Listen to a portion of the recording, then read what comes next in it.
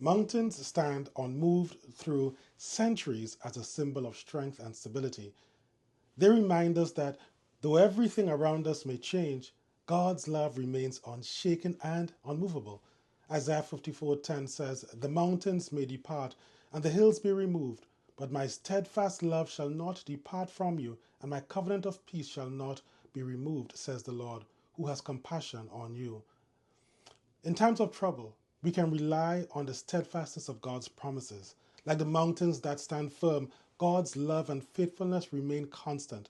Cling to his unwavering support, knowing that he is the ultimate source of your strength. I am Michael Horsford, and may you be filled by God's